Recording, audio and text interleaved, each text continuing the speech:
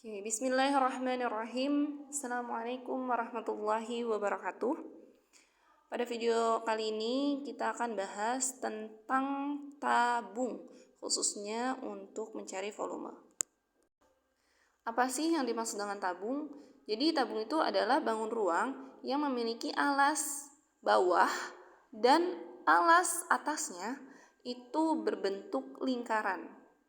Nah, berikut ini ada contoh gambar tabung dalam kehidupan sehari-hari. Kita bisa lihat ya, pada gambar ada sebuah gelas dan tong sampah.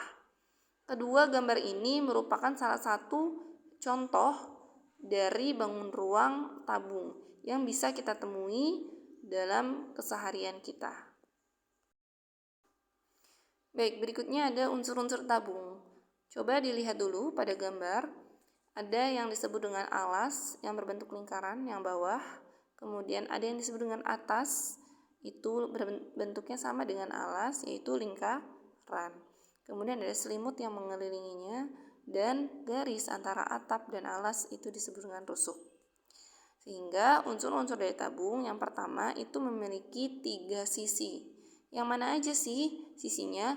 Yang pertama, 2 sisi berbentuk lingkaran, yaitu yang alas dan atap, dan 1 sisi lengkung. Sisi lengkung apabila dibuat untuk dibuka membentuk jaring-jaring akan berbentuk persegi panjang. Atau selimut ya yang mengelilingi lingkaran daripada alas dan atap. Yang kedua, memiliki 2 rusuk kanan dan rusuk kiri. Dan yang ketiga, tabung ini tidak memiliki titik sudut.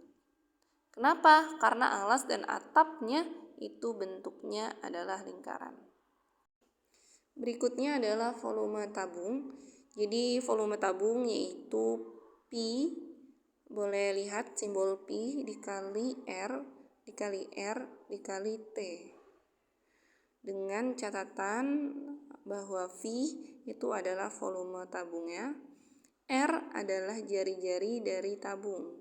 Maksudnya jari-jari dari alas, karena alasnya berbentuk lingkaran, maka memiliki jari-jari. Kemudian T-nya, T kecil, yaitu tinggi daripada tabung.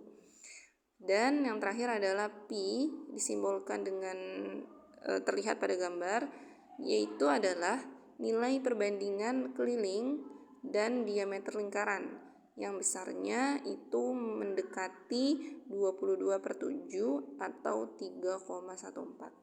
Kita boleh memilih salah satunya. Oke, dengan catatan, jika R-nya atau jari-jarinya kelipatan 7, maka Pi yang digunakan yaitu 22/7. Namun, jika R-nya atau jari-jari daripada alas dari sebuah tabung memiliki kelipatan 10, contohnya 10, 20, 30, dan seterusnya, maka boleh menggunakan Pi dengan nilai 3,14. Baik, berikutnya contoh soal untuk mencari volume tabung. Lihat pada poin 1 terdapat gambar sebuah tabung. Diketahui ya di situ ada jari-jari 7 cm dan tinggi daripada tabungnya adalah 19 cm. Sehingga di poin nomor 2 bisa kita catat yang diketahuinya adalah R atau jari-jari itu sama dengan 7 cm dan T atau tinggi daripada tabungnya itu adalah 19 cm.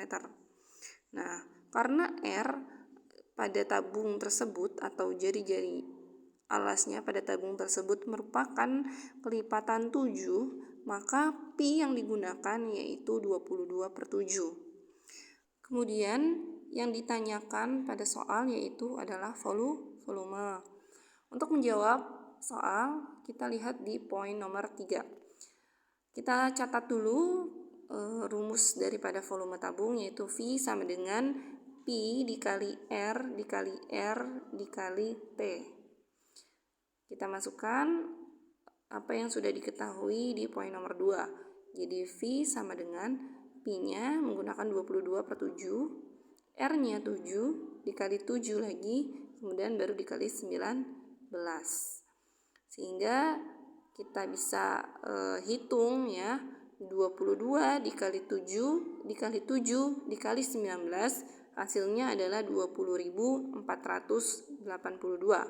Kemudian dibagi 7. Maka volume daripada tabung tersebut adalah 2926 dengan satuan cm pangkat 3.